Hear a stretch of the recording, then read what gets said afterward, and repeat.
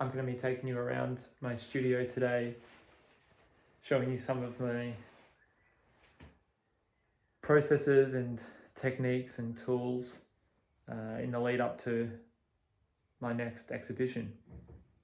I'm also making this video to launch my YouTube channel where I'll be sharing lessons and other things going on in my studio with anyone who's interested. So this is my studio. At least part of it. At the moment I'm living in a small town in Victoria in Australia called Maldon. And I have a studio set up here where I make art and I also make music and just live a very peaceful life out here in the country, where I've come to try and get a bit more in touch with some of the things that I was missing in the city. So this is my studio.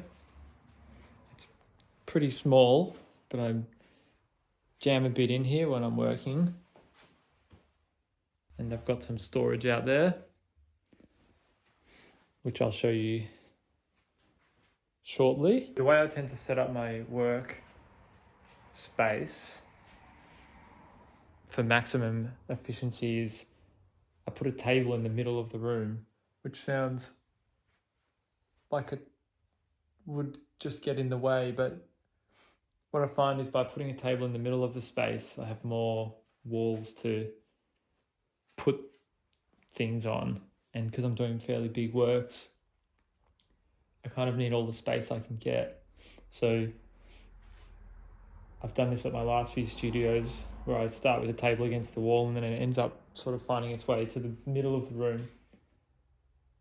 And in this scenario, I've kind of got it up against the wall so I can get some fresh air from that window there coming in across the table, and it dries the artworks quicker. On the walls, I've kind of,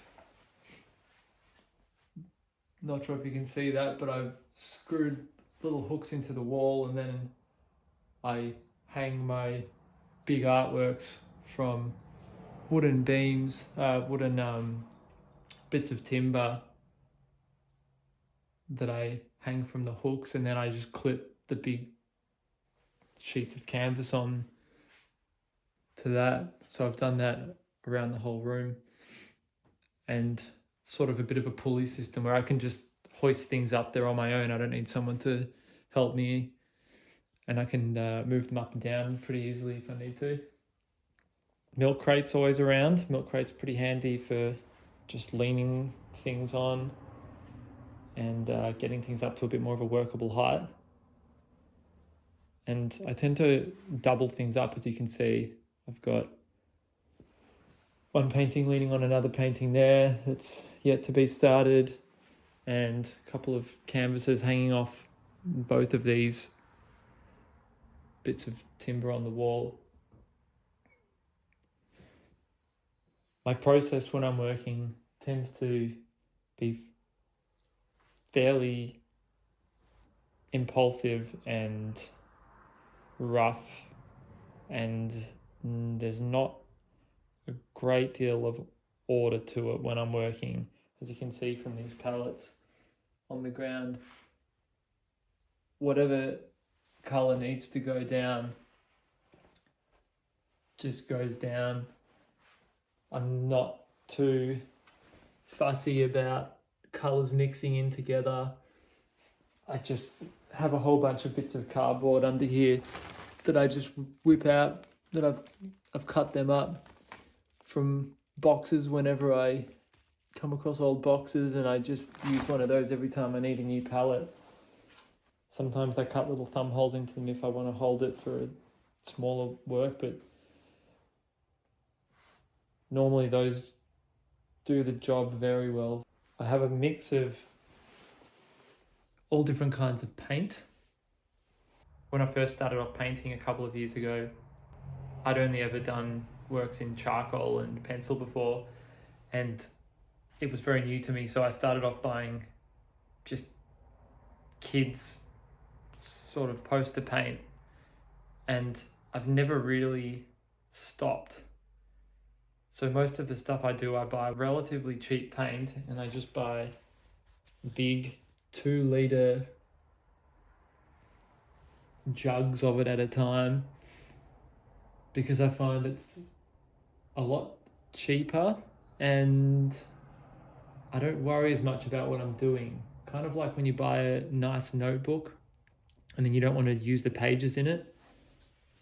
When I'm using good paint, I get worried that I'm going to use too much of the paint and I'm not quite as free. So maybe one day I'll progress into better paint, but for the moment, this is doing the job just fine, except the colors don't mix all that well. There's not very good pigment in them. And if you mix two colors that should make, let's say yellow and blue, should make green, when you actually mix it, it kind of makes a sort of a gray-green. So I have to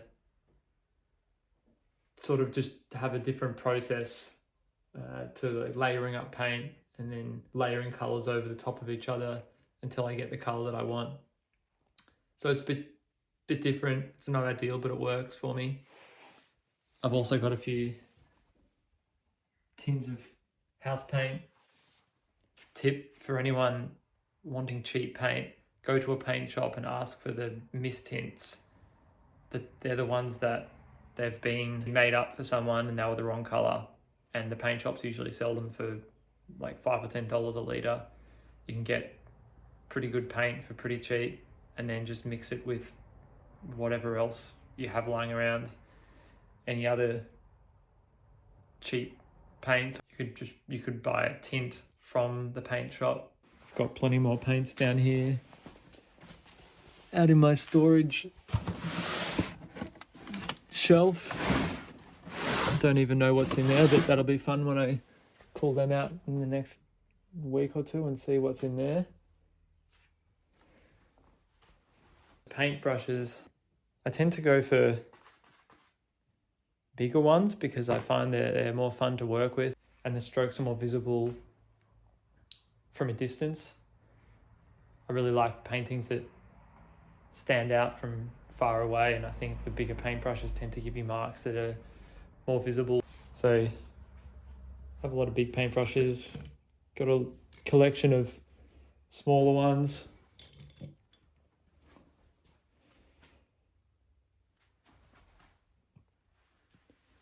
Piles of used cardboard pallets, artworks that aren't finished, inspiration books.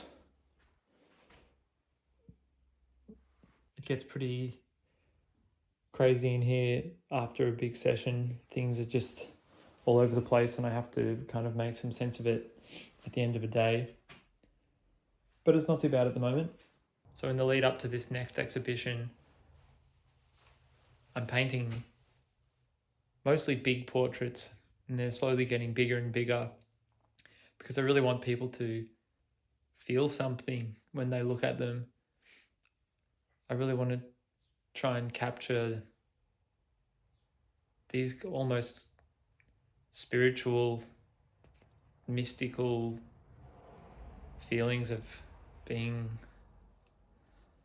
alive and being human. And I think the bigger you go, the more you're able to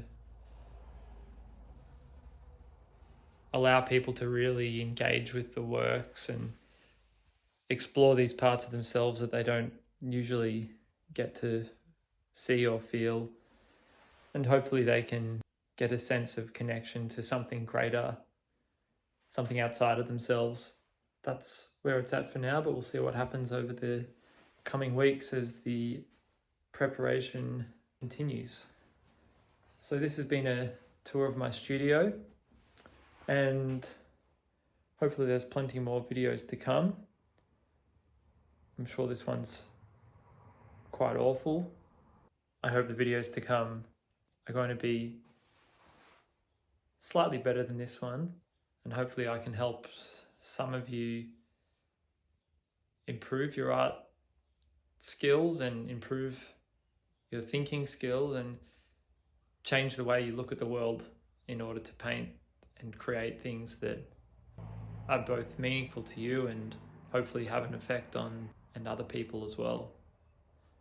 I'm Chris Rigney. Thanks for watching, and I'll see you next time.